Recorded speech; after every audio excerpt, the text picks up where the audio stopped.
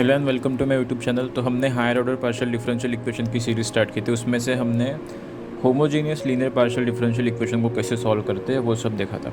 ठीक है, with constant coefficient. Okay, तो क्या था, मेरे पास कोई homogeneous linear partial differential F D comma D dash Z which is equal to F of X comma Y. तो इसका सोल्यूशन हम निकालते थे complete solution complementary function plus particular integral. तो कॉम्प्लीमेंट्री फंक्शन कैसे निकालते थे और पर्टिकुलर इंटीग्रल भी कैसे निकालते थे वो हमने सारे प्रीवियस वीडियो लेक्चर में देख चुके हैं। ठीक है, तो अभी मेरे पास एक कंडीशन है कि मैंने क्या देखा था कि एफ ऑफ ये जो डी कॉमा डी डैश जो फंक्शन होता है ये होमोजीनियस फंक्शन होता है, इसलिए हम इसे homogeneous linear partial differential equation मतलब वो कहते हैं। एंड उसके बाद हम उसका कंप्लीट सॉल्यूशन फाइंड करते हैं complementary function plus particular integral. लेकिन ज़रूरी थोड़ी है कि F of D comma D dash ये जो है वो मेरा होमोजीनियस फंक्शन ही रहेगा, हो सकता है नॉन होमोजीनियस भी हो। ज़रूरी थोड़ी है कि D square plus D D dash ही हमेशा रहेगा किसी F of D comma D dash के फंक्शन में। होमोजीनियस फंक्शन मतलब ईच टर्म की डिग्री सेम, इसकी भी दो इसकी भी दो। हो सकता है यार कभी D square plus D he D dash suppose they दिया जाए, तो ये तो नॉन होमोजीनियस है, इसकी डिग्री 2 इसकी डिग्री 1, तो नॉन होमोजीनियस है। लेकिन इससे मिलकर कोई मेरे पास लीनियर पार्शियल डिफरेंशियल इक्वेशन नहीं बन सकता क्या? डेफिनेटली बन सकता है। तो ये जो कंडीशन थी मतलब F of D comma D dash, ये अभी दो कंडीशन में ब्रेक होगा। एक तो था मेरे पास होमोजीनियस फंक्शन, यानी कि F of D comma D dash कोई होमोजीनियस फंक्शन रहेगा तब, एंड जब ये नॉन होमोजीनियस रहेगा तब। हमने होमोजीनियस के लिए सारी कंडीशन देख ली थी, कॉम्प्लीमेंट्री फंक्शन भी कैसे निकालते हैं, पर्टिकुलर इंटीग्रल भी कैसे निकालते हैं। Complementary function F of D comma D dash, जो मेरा F of D comma D dash इस पर डिपेंड करता है कॉम्प्लीमेंट्री फंक्शन कैसे निकालेंगे। एंड पर्टिकुलर इंटीग्रल जो मेरे पास फंक्शन दिया रहता है राइट हैंड साइड में, इस फंक्शन पे डिपेंड करता है पर्टिकुलर इंटीग्रल कैसे निकालते हैं। तो अभी हमने होमोजीनियस फंक्शन के लिए सब कुछ सीख लिया। अगर मेरे पास अगर F of D comma D dash ये अगर नॉन होमोजीनियस फंक्शन रहा, यानी कि इन ईच टर्म की डिग्री अगर सेम नहीं रही, non homogeneous partial differential equation रहा अगर मेरे पास इस बार, तो उसका कंप्लीट सॉल्यूशन हम कैसे फाइंड करेंगे वो देखना है। इसका भी कंप्लीट सॉल्यूशन मैं complementary function plus particular integral की ही तरह लिखूँगा, लेकिन ऑब्वियसली कॉम्प्लीमेंट्री फंक्शन निकालने का तरीका दोनों का अलग अलग होगा, क्योंकि कॉम्प्लीमेंट्री फंक्शन इस फंक्शन पर डिपेंड करता है। तो ये होमोजीनियस रहा तो कंडीशंस कुछ अलग अलग बनेगी, एंड नॉन होमोजीनियस रहा तो ये फंक्शन चेंज हो जाएगा पूरा। तो ये कॉम्प्लीमेंट्री फंक्शन निकालने के तरीके चेंज हो जाएंगे। लेकिन पर्टिकुलर इंटीग्रल के जो केसेस हमने पढ़े थे होमोजीनियस में, वही सेम कंडीशन पर्टिकुलर इंटीग्रल में भी रहेंगे, क्योंकि पर्टिकुलर इंटीग्रल इस फंक्शन पर डिपेंड करता है। तो ये फंक्शन तो चेंज नहीं हो रहा है, ये फंक्शन एज इट इज़ रहने वाला राइट हैंड साइड में। तो पर्टिकुलर इंटीग्रल निकालने के सारे तरीके सेम रहने वाले, लेकिन कॉम्प्लीमेंट्री फंक्शन निकालने के तरीके सारे चेंज होने वाले। तो वही हमें अब नॉन होमोजीनियस के इस मतलब non homogeneous linear partial differential equation में पढ़ना है। पर्टिकुलर इंटीग्रल निकालना में ऑलरेडी आ चुका है। कॉम्प्लीमेंट्री फंक्शन कैसे निकालेंगे उसके लिए अलग अलग कंडीशंस होंगे non homogeneous linear partial differential equation में भी। यहाँ पे और एक बात इंपॉर्टेंट आती है कि हमने देखा था कि होमोजीनियस फंक्शन, कोई भी होमोजीनियस फंक्शन लीनियर फैक्टर्स में एक्सप्रेस हो सकता है। कोई भी होमोजीनियस फंक्शन लीनियर फैक्टर में हम एक्सप्रेस कर सकते हैं। ठीक है, तो लीनियर फैक्टर्स को ही अगर लीनियर फैक्टर में एक्सप्रेस हो सकते तो उसे हम रिड्यूसिबल होमोजीनियस फंक्शन भी कहते हैं। ओके, उसे हम रिड्यूसिबल कहेंगे। अगर लीनियर फैक्टर में कोई ब्रेक हो रहा है या लीनियर फैक्टर में हम एक्सप्रेस कर पा रहे हैं तो उसे हम रिड्यूसिबल भी कहते हैं। तो नॉन होमोजीनियस फंक्शन भी नॉन होमोजीनियस फंक्शन में भी कंडीशंस आएंगी कि रिड्यूसिबल है, यानी कि लीनियर फैक्टर्स में ब्रेक हो रहा है या नहीं ब्रेक हो रहा है। एक एग्जाम्पल के लिए समझो, अगर मेरे पास दिया है डी स्क्वायर प्लस डी और दिया है D square plus D dash, ये दोनों को ऑब्जर्व करो। इसमें से डी कॉमन निकालो तो क्या बन जाएगा, डी कॉमन निकालो तो डी प्लस 1। इसमें से कुछ कॉमन नहीं निकल सकेगा, डी स्क्वायर अलग टर्म है डी डैश अलग टर्म है। तो देखो यहाँ पे दो लीनियर फैक्टर्स में ब्रेक कर पाए, ये दोनों ही नॉन होमोजीनियस, इसकी डिग्री 2 इसकी डिग्री 1 इसकी डिग्री 2 इसकी डिग्री 1, स्टिल ये लीनियर फैक्टर्स में ब्रेक हो रहा है, इसे हम कहेंगे रिड्यूसिबल। और ये लीनियर फैक्टर में ब्रेक नहीं हो रहा। लीनियर फैक्टर मतलब जो भी वेरिएबल है उसका मैक्सिमम पावर 1 होना चाहिए, ठीक है ना। तो ये ब्रेक नहीं हो पा रहा है, इसलिए हम कहेंगे इसे इररिड्यूसिबल।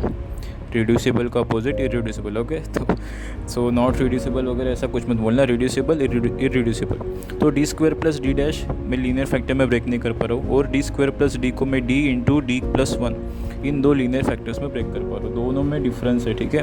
तो एक रिड्यूसिबल कहलाएगा और एक इरिड्यूसिबल कहलाएगा। दोनों नॉन होमोजीनियस है, लेकिन उसमें भी कंडीशंस आ गई अब, एक तो रिड्यूसिबल एंड एक इरिड्यूसिबल। सो रिड्यूसिबल का सिंपल मतलब क्या आता है कि फैक्टर्स, अगर फैक्टर्स में ब्रेक हो रहे हैं यानी कि लीनियर फैक्टर्स यानी कि रिड्यूसिबल, और नॉट मतलब लीनियर फैक्टर नहीं रहेंगे तो उसे कहेंगे हम irreducible non homogeneous partial differential equation. तो non homogeneous partial differential equation में भी दो कंडीशन आ गई कि अगर non homogeneous partial differential equation दिया है, उसमें जो F of D comma D dash ये जो फंक्शन दिया है, इसके अगर लीनियर फैक्टर्स अगर एक्सप्रेस हो रहे हैं तो रिड्यूसिबल कहेंगे, उसे रिड्यूसिबल होमोजीनियस फंक्शन कहेंगे।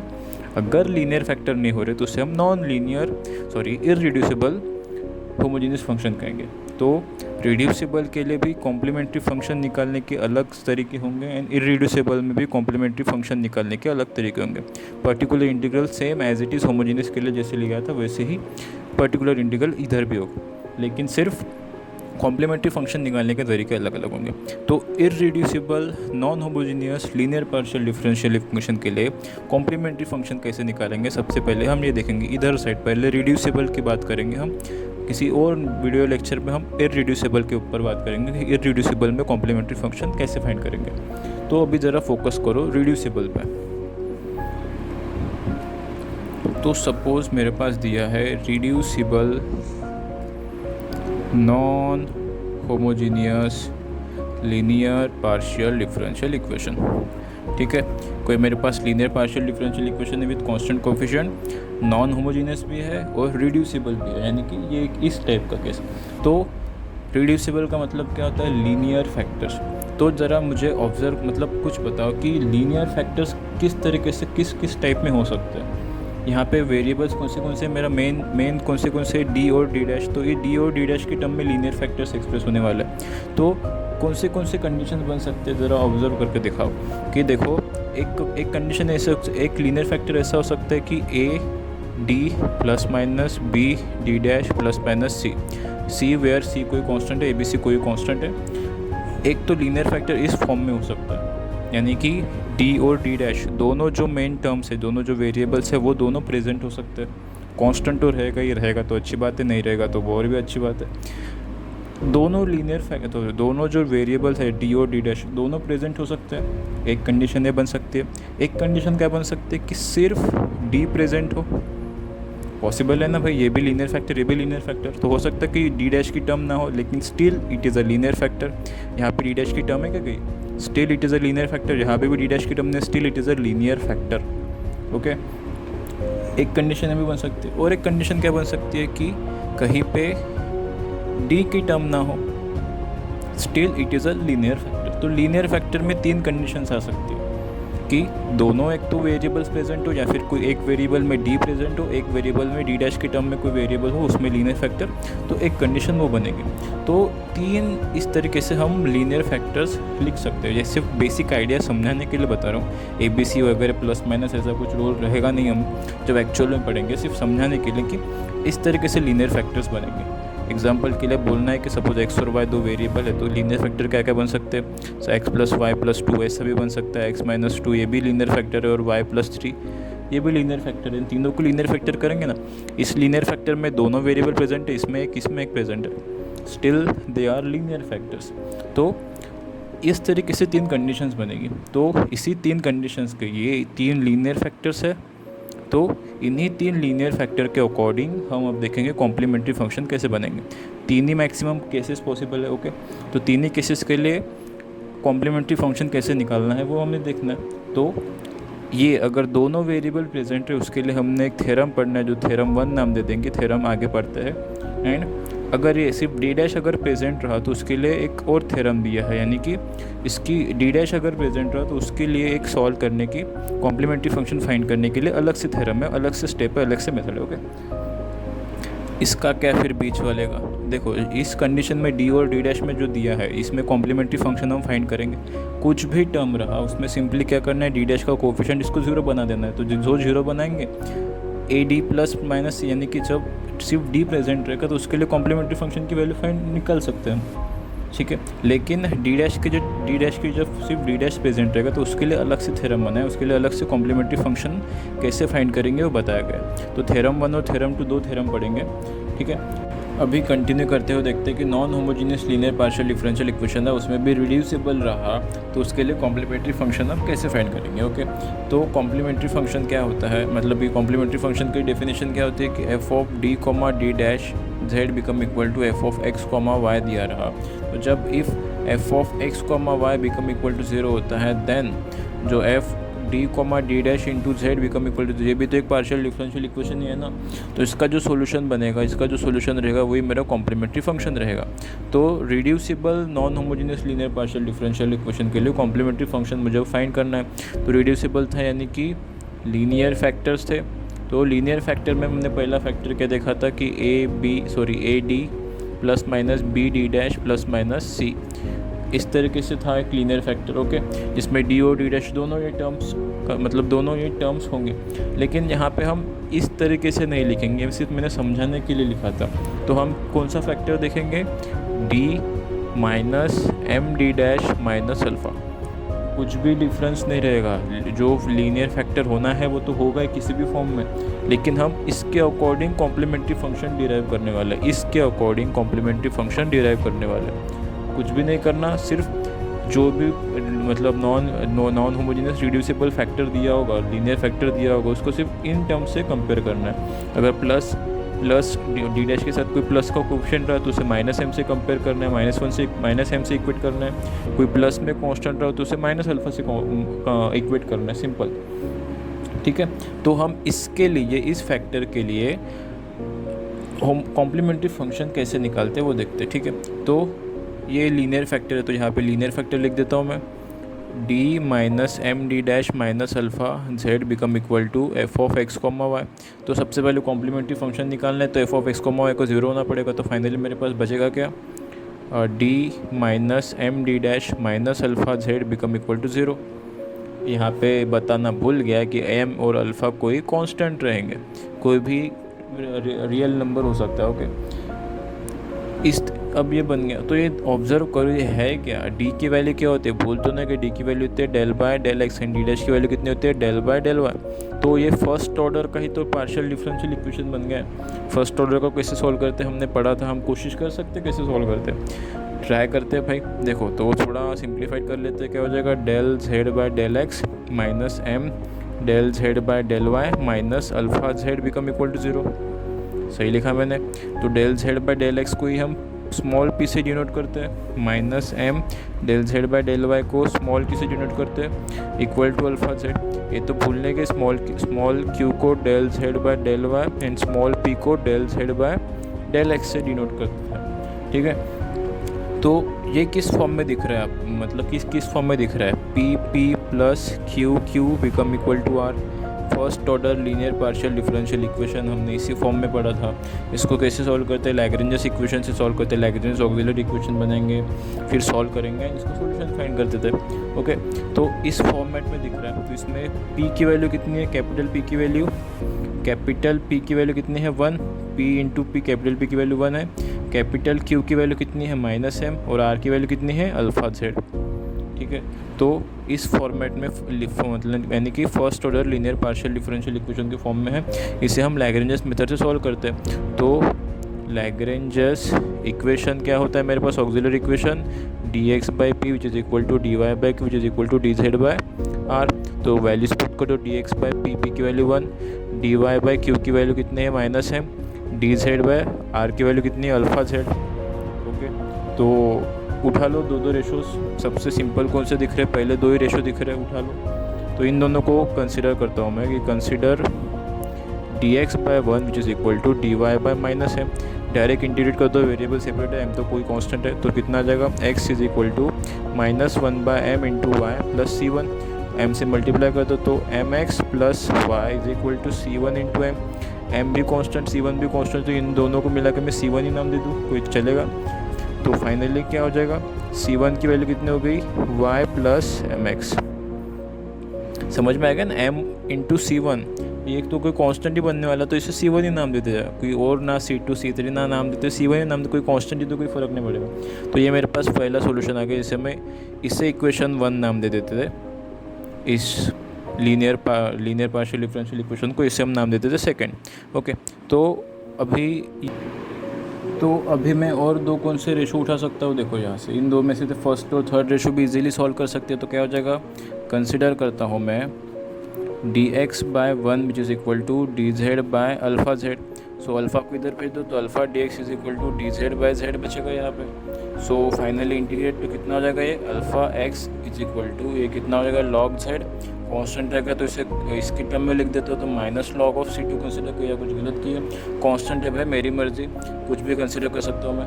सो alpha x is equal to कितना हो जाएगा log z minus log C2, तो कितना हो जाएगा log z/C2। सो log हटा दो तो e के पावर में सब आ जाएगा, तो e का power alpha x become equal to z/C2। समझ में आएगा कैसा लिखा, एंटी लॉग। सो z की वैल्यू कितनी हो गई, फाइनली मुझे सॉल्यूशन निकालना किसका है, z के तो सॉल्यूशन निकालना है, तो z के टर्म में बनाएंगे इक्वेशन। z की वैल्यू कितनी आ गई, C2 e का पावर अल्फ़ा x। सो ये आ गया मेरा सेकंड। तो फर्स्ट और सेकंड को जब मैं कंबाइन लिखूंगा तब मेरा फाइनल सॉल्यूशन मिलेगा, लेकिन पार्शियल डिफरेंशियल इक्वेशन है तो सॉल्यूशन में जो आएगा वो आर्बिट्ररी कांस्टेंट ना आते हुए आर्बिट्ररी फंक्शंस आएंगे। तो आर्बिट्ररी फंक्शन यहाँ पे C1 के टर्म में एक फंक्शन बना है, तो C1 के टर्म में मैं इसे आर्बिट्ररी फंक्शन लिख सकता हूँ phi of y plus mx। Okay, तो इसके ही वैल्यू C1 और C2 दोनों कांस्टेंट है, तो ज़रूरी थोड़ी है कांस्टेंट की वैल्यू कुछ भी हो सकती है, तो C2 की जगह C1 भी लिख सकता हूँ मैं। सो z की वैल्यू फाइनली कैसे लिखूंगा मैं, e का पावर अल्फ़ा x दे दें, C2 जगह ये फाई का फंक्शन यानी कि phi of y plus mx। So ये हो गया मेरा फाइनली सॉल्यूशन। तो इसके अकॉर्डिंग तो सिर्फ एक सॉल्यूशन निकला है, तो हो सकता है लीनियर फैक्टर्स तो कितने भी हो सकते हैं अकॉर्डिंग, मतलब जितने दिए होंगे उतने, तो एक के लिए सॉल्यूशन फाइनल निकला है। तो अब फाइनली जनरलाइज टर्म में लिख देता हूँ मैं, आंसर क्या रहेगा कि इफ़ जो रूट्स है मेरे, अब यानी कि जो लीनियर फैक्टर्स है मेरे, अगर लीनियर फैक्टर सारे अलग अलग होंगे उसके लिए if linear factors are different, so उसके लिए कॉम्प्लीमेंट्री फंक्शन कैसे लिखेंगे हम, e का पावर अल्फ़ा 1x। अभी देखो लीनियर फैक्टर रहेंगे तो एक लीनियर फैक्टर कंसिडर किया, ऐसे 2-3 हो सकती है, nth लीनियर फैक्टर होंगे तो उसके लिए अल्फ़ा 1 m1 ये फर्स्ट लीनियर फैक्टर के लिए, दूसरा लीनियर फैक्टर उसके लिए अल्फ़ा 2 m2।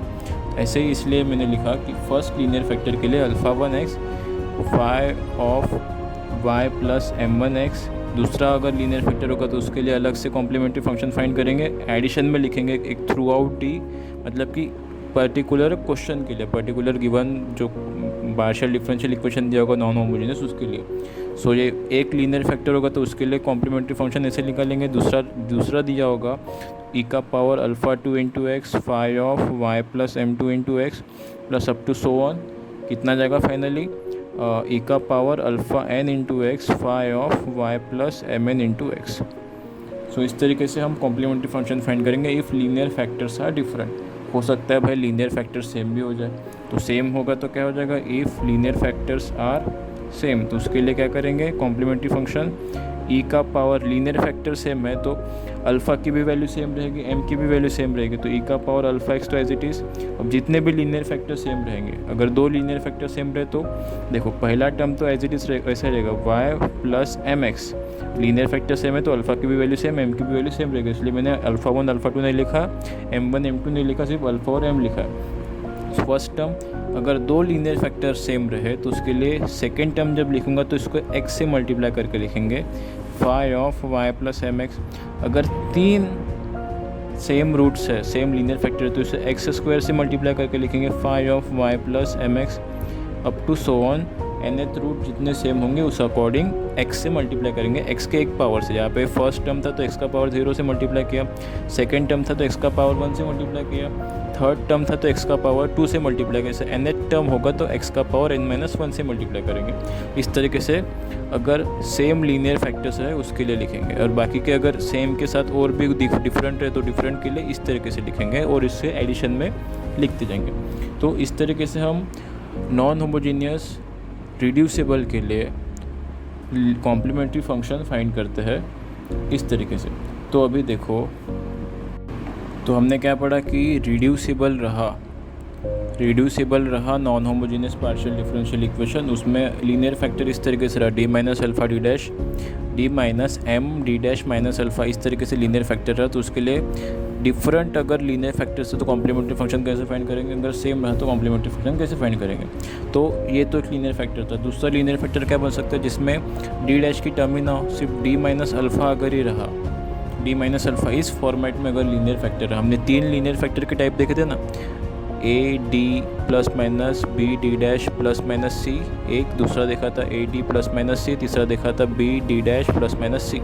समझाने के लिए लिख रहा हूँ सिर्फ a b c, इस तरीके से लीनियर फैक्टर न रहेंगे। लीनियर फैक्टर इस फॉर्म में हमने पढ़ा, इस फॉर्म में लीनियर फैक्टर रहा, उसके लिए a सोल्यूशन दिया है हमने। तो कोई भी लीनियर फैक्टर रहा तो सबसे पहले इससे कंपेयर करना है, माइनस एम से वैल्यू कंपेयर करेंगे, कोफिशिएंट ऑफ डी डैश को, कांस्टेंट को माइनस अल्फ़ा से कंपेयर करेंगे, इक्वेट करेंगे, एंड फिर उसके बाद अकॉर्डिंग वैल्यूज पुट करेंगे। ओके, सिर्फ बताने के लिए मैं ए बी सी इस तरीके से लेके समझा था। ओके, सो ये तो फैक्टर के लिए हमने कॉम्प्लीमेंट्री फंक्शन कैसे निकालते हैं देख लिया।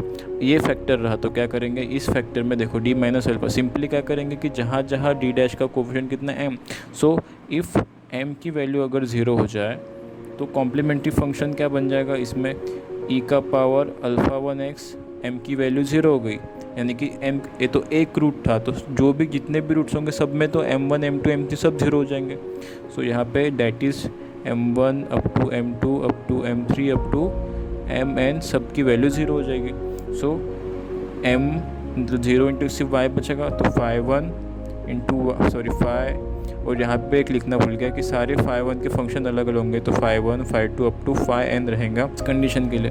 सो e का power alpha 1 into X into 5 of y plus e का power alpha 2x into 5 of y ही बचेगा, plus up to so 1 e का power alpha 3x into 5 of y।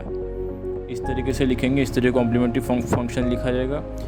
ये कब, जब सब डिफरेंट रहेंगे, ठीक है ना, डिफरेंट रहेंगे तब। अगर सब सेम रहे, ये भी लीनियर फैक्टर है तो इसी लीनियर फैक्टर में लीनियर फैक्टर सेम रहे तो क्या हो जाएगा, m की वैल्यू 0, सब में 0 पुट कर दो तो क्या बचेगा, e का power alpha x, finally 5 of y plus x into 5 of y plus up to x to the power n-1 5 of y bracket close.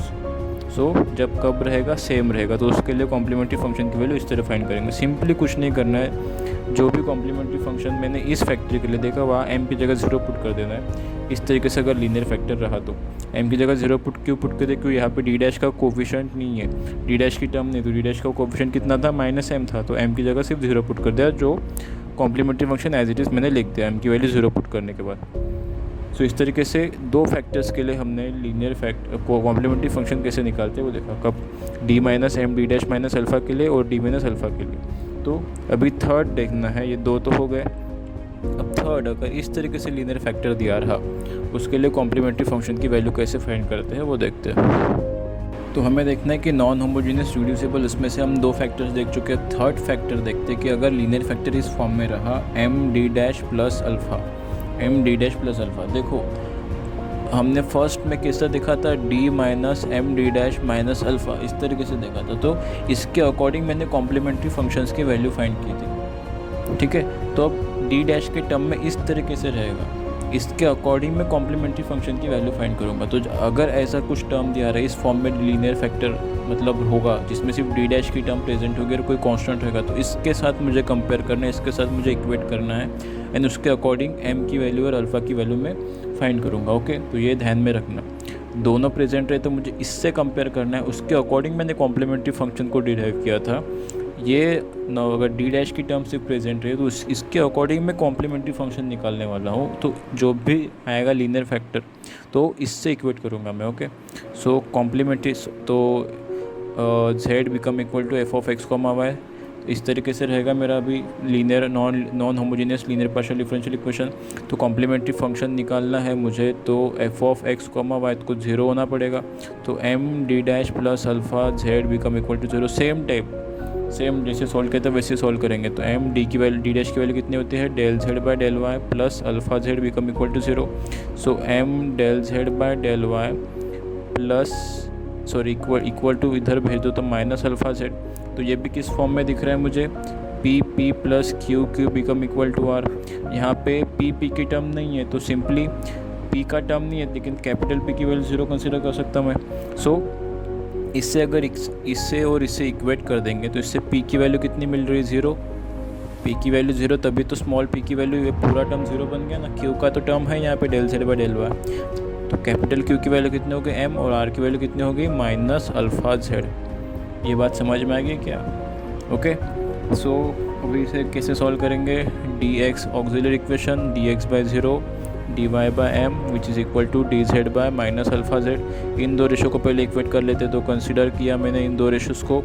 So M D X become equal to 0, तो M X is equal to C1 के term में function बना दो phi of M into x.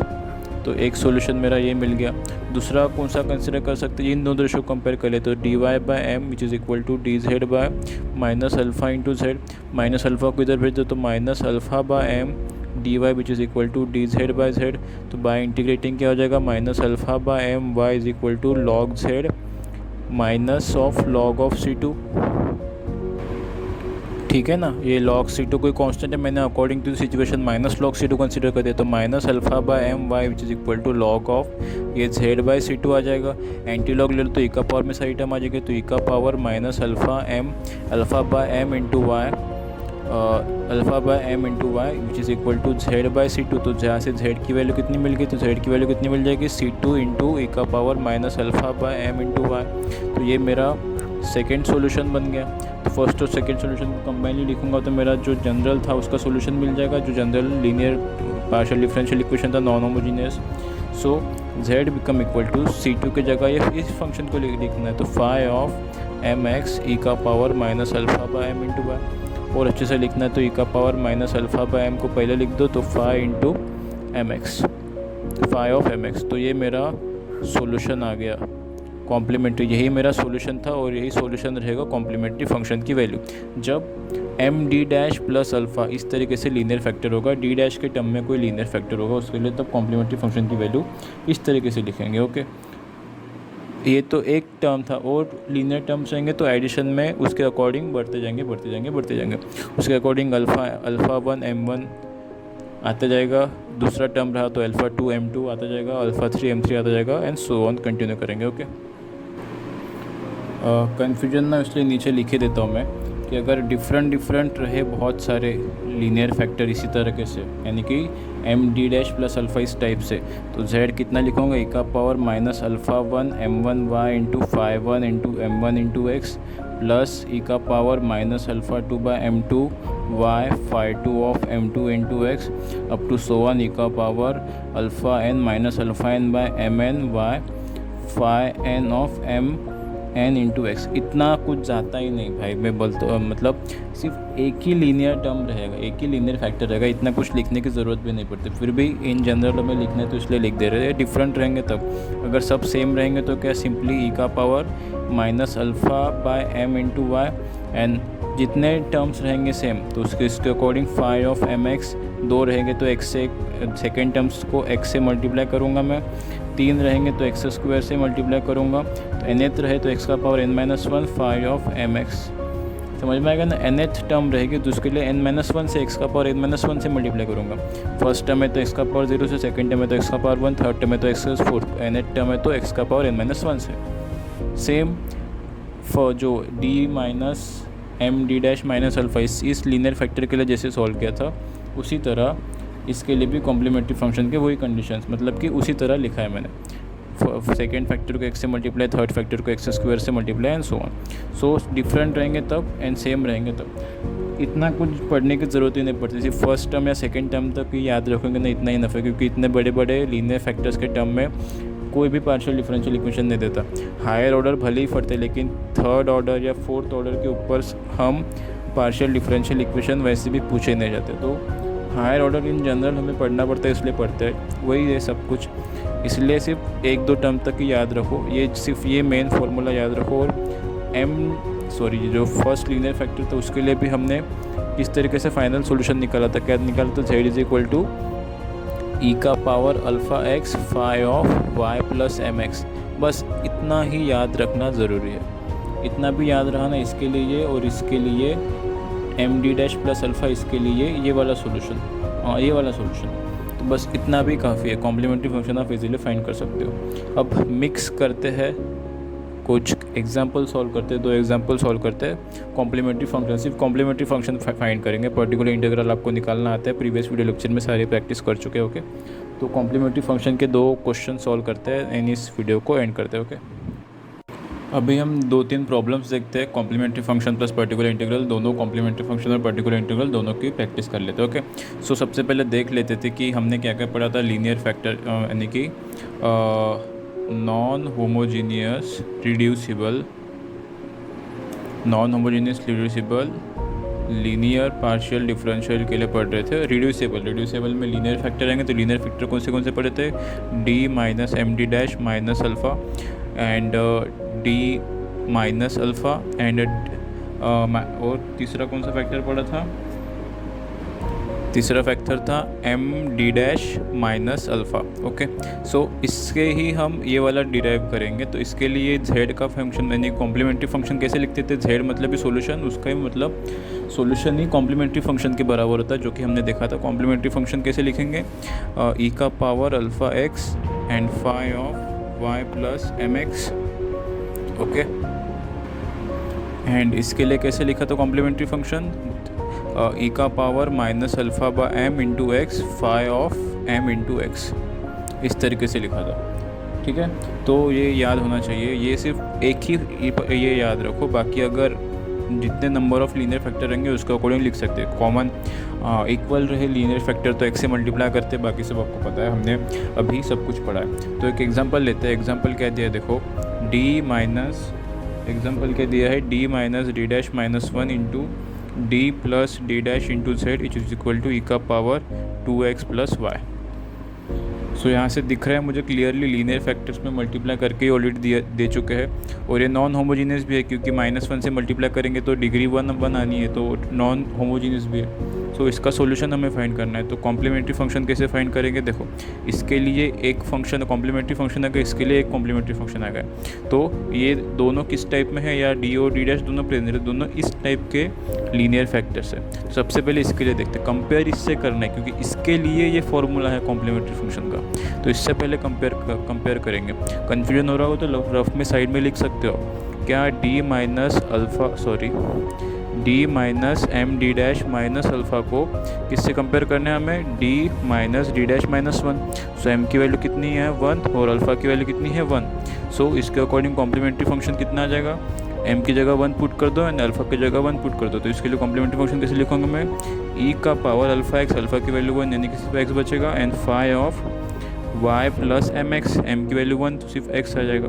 Okay, plus इसके लिए फिर से देखना है, तो डी प्लस डी डैश और कोई कांस्टेंट है तो 0 अज्यूम कर सकता हूँ। तो इसके लिए m की वैल्यू कितनी हो गई, m की वैल्यू इसको कंपेयर करो तो m की वैल्यू हो गई -1 एंड अल्फ़ा की वैल्यू 0।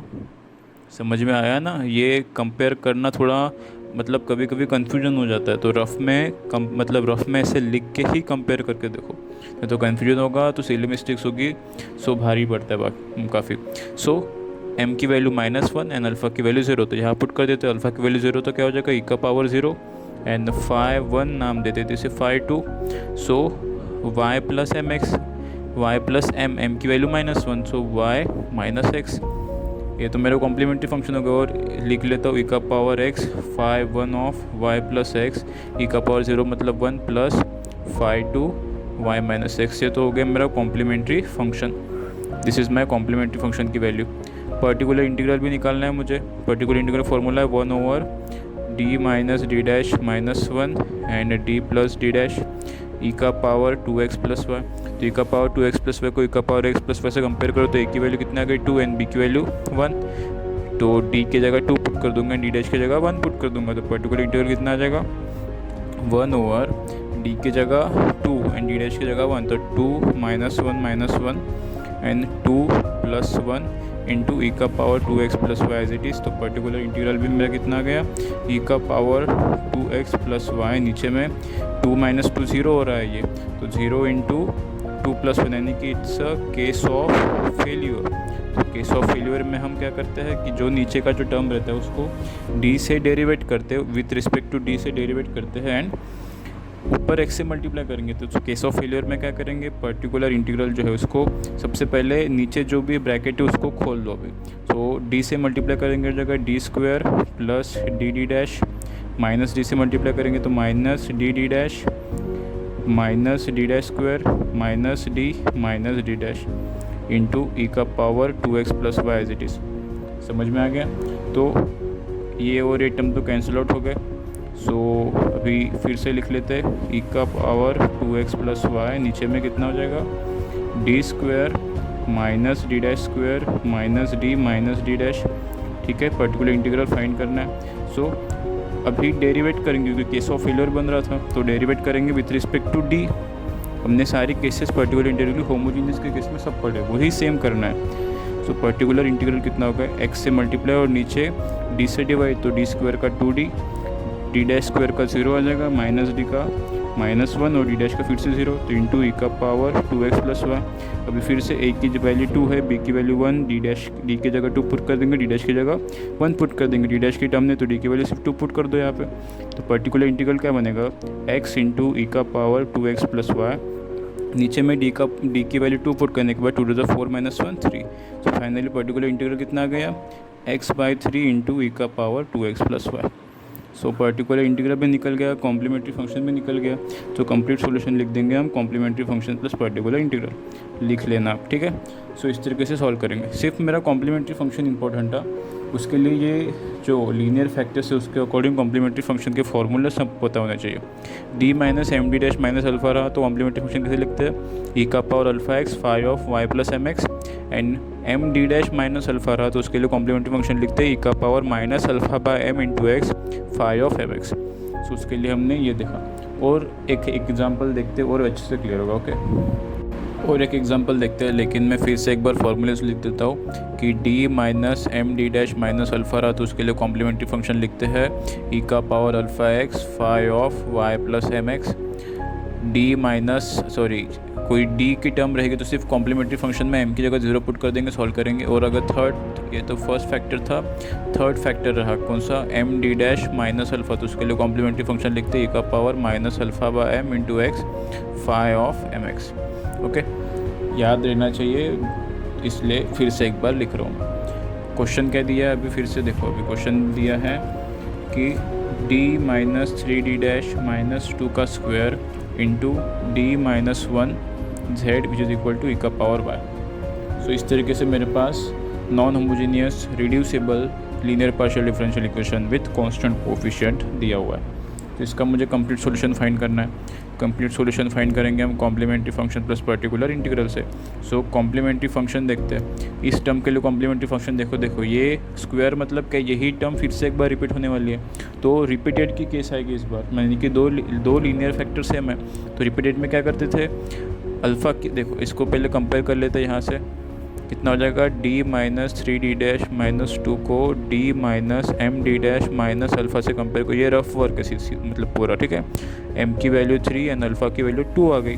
सो जब सेम के केस में क्या होता था ई का पावर अल्फ़ा एक्स कॉमन निकालते थे एक फैक्टर एंड उसके बाद x से मल्टीप्लाई करके दूसरा फैक्टर लिखते थे phi of Y plus M x का। सो क्या हो जाएगा ई का पावर अल्फ़ा एक्स, अल्फ़ा की वैल्यू 2 इंटू एक्स ब्रैकेट के अंदर phi 1 of Y plus m की वैल्यू कितनी है 3, यानी कि 3x प्लस, अभी सेकेंड फैक्टर लिखते वक्त दो टर्म रिपीटेड इसलिए सेकेंड टर्म में x से मल्टीप्लाई करेंगे तो x of phi 2y plus 3x।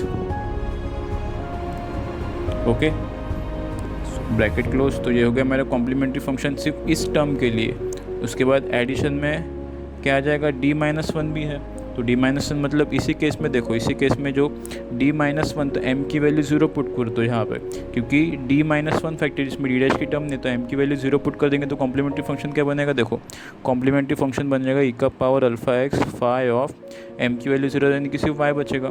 सो इसको कंपेयर करो d-1 को d-m(d') से कंपेयर करो, तो m(d') की तो टर्म कट गई, तो अल्फ़ा की वैल्यू सिंपल कितना आ जाएगा, अल्फ़ा की वैल्यू 1, तो अल्फ़ा की वैल्यू 1 यहाँ पुट कर दो, कॉम्प्लीमेंट्री फंक्शन आ जाएगा।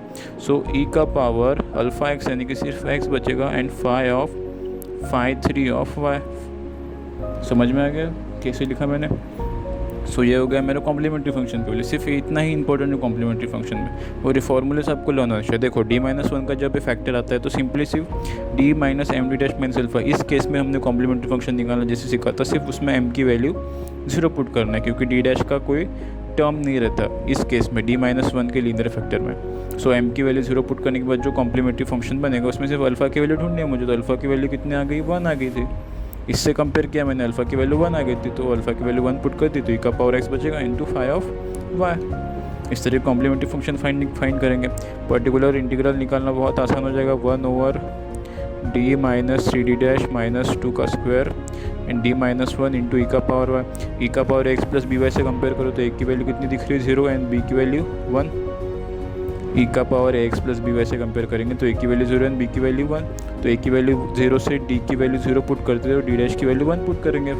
तो पर्टिकुलर इंटीग्रल कितना हो जाएगा, 1/d की जगह 0 माइनस 3d' यानी कि 3 माइनस 2 का स्क्वायर और d-1, d की जगह 0 है तो 0 minus 1 into e⁻y as it is. तो पर्टिकुलर इंटीग्रल कितना आएगा, 1/3 और 2 माइनस 5 का स्क्वायर 25 इंटू -1 इंटू e⁻y, यानी कि पर्टिकुलर इंटीग्रल कितना आ गया मेरा, e⁻y माइनस e⁻y/25। सो ये मेरा था कॉम्प्लीमेंट्री फंक्शन, ये था पर्टिकुलर इंटीग्रल। तो कंप्लीट सॉल्यूशन कैसे लिखेंगे, complementary function plus particular integral. इस तरीके से हम किसी भी non homogeneous reducible linear partial differential equation को सॉल्व करेंगे। नॉन होमोजेनियस में